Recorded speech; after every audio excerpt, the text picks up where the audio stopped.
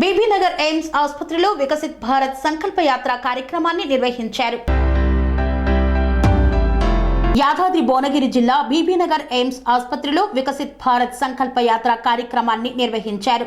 ఈ కార్యక్రమానికి ముఖ్య అతిథిగా కేంద్ర విద్యుత్ పునరుత్పాదక ఇంధన శాఖ మంత్రి ఆర్కే సింగ్ హాజరయ్యారు. అంతకు ముందు ఎయిమ్స్ డైరెక్టర్ వికాస్ భాటియా కేంద్ర మంత్రికి ఘన స్వాగతం పలికారు. మంత్రి RK Singh AIIMS director Vikas Bhatia తన ఛాంబర్లోకి కొద్దిసేపు భేటీ అయ్యారు.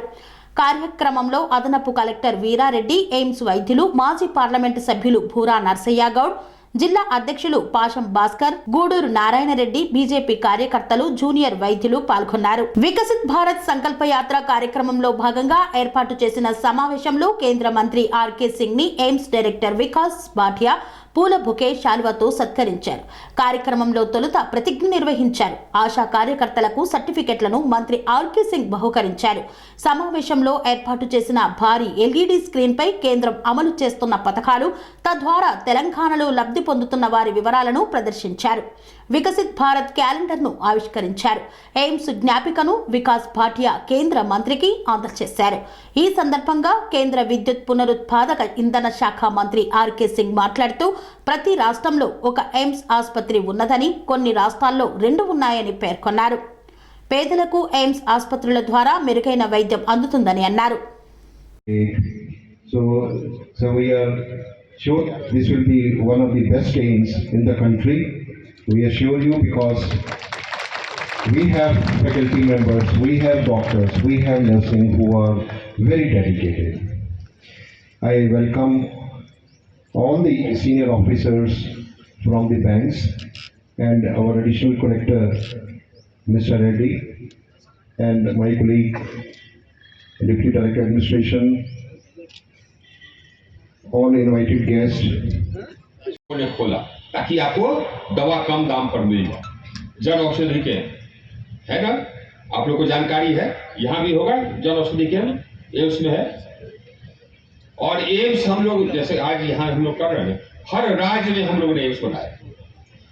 पहले एम्स सिर्फ पहले दिल्ली में हुआ करता था, उसके बाद एक जगह और हुआ।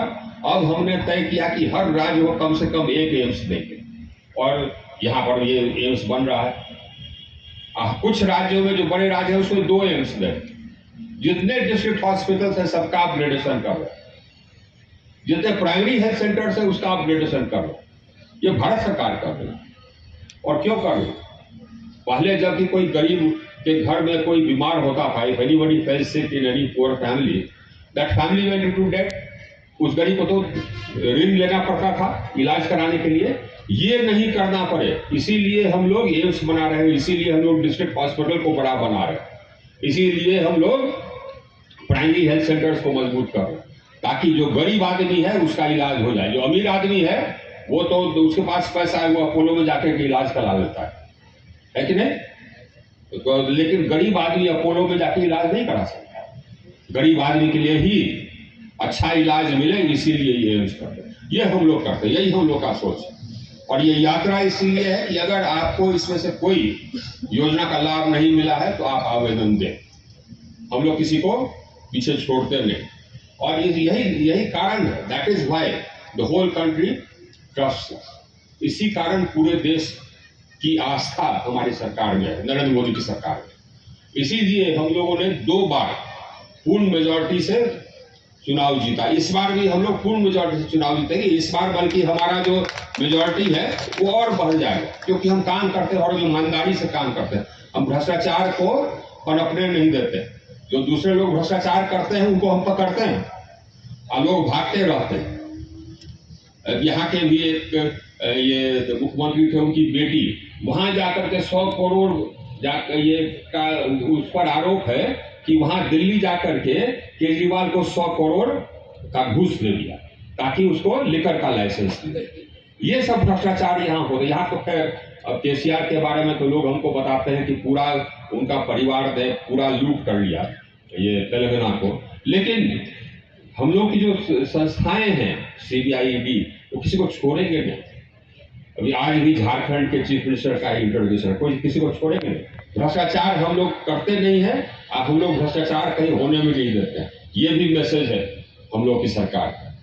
हम अपने मंत्रालय के बारे में बता दें। हमारे मंत्रालय, आप ये सोचिए कि हम लोगों ने इस 9 साल में करीब 1,90,000 मेगावाट हमने बिजली उत्पादन क्षमता बढ़ाया है। 1,90,000 मेगावाट हमने पूरे देश को एक ग्रिड में जोड़ दिया। करीब 1,93,000 सर्किट किलोमीटर ट्रांसमिशन लाइन बनाकर अब हम देश के एक कोने से दूसरे कोने तक 1,16,000 मेगावाट हम बिजली भेज सकते हैं। पहले हमारी सरकार के आने के पहले सिर्फ 36,000 मेगावाट देश के एक कोने से दूसरे कोने जा सकता था। ये हम लोगों ने किया। देश को हम लोगों ने मजबूत किया है, देश में विकास लाया और साथ ही साथ गरीबों का भी विकास लाया। क्यों? क्योंकि हमारा एक ही सोच है, अब वो है नेशन फर्स्ट, राष्ट्र सर्वप्रथम, भारत सबसे पहले। यही हमारे पार्टी का सोच है, यही हम लोग का सोच है, यही नरेंद्र मोदी का सोच है कि हम लोग देश को महान बनावे, देश को हम लोग महाशक्ति बनावे, भारत को दुनिया में महाशक्ति हमको बनाना है और ये हम लोग बना करके रहेंगे। हमारा देश दुनिया में महाशक्ति बनेगा। बोलिए भारत माता की, भारत माता की। Thank you. Panacea Meridian hospitals ప్రతి సామాన్యుడికి అందుబాటులో అంతర్జాతీయ వైద్య ప్రమాణాలతో వైద్యం, 24 గంటల అంబులెన్స్ సర్వీసుతో పాటు అత్యవసర సేవలతో ఏర్పాటైన చికిత్సా విభాగం. మా దగ్గర గుండె సంబంధిత, మూత్రపిండ, కాలేయ, కంటి జబ్బులకు, మోకాళ్ల శస్త్ర చికిత్సతో పాటు కోవిడ్-19, బ్లాక్ ఫంగస్ వంటి వైరస్లకు, అన్ని రకాల ఆరోగ్య సమస్యలకు నమ్మకమైన అత్యాధునిక వైద్య చికిత్సను అందిస్తున్న హాస్పిటల్ పనేసియా మెరిడియన్ హాస్పిటల్స్. మీ ఆరోగ్య సమస్య ఏదైనా ఇప్పుడు పరిష్కారం సాధ్యం. సంపూర్ణ ఆరోగ్యం కోసం సంప్రదించండి Panacea Meridian hospitals. Opposite Bheeramguda Kaman, RC Puram, Sangareddy district. Pin code 502032. సంప్రదించాల్సిన ఫోన్ నెంబర్ 0845524177 మరియు 7893757770.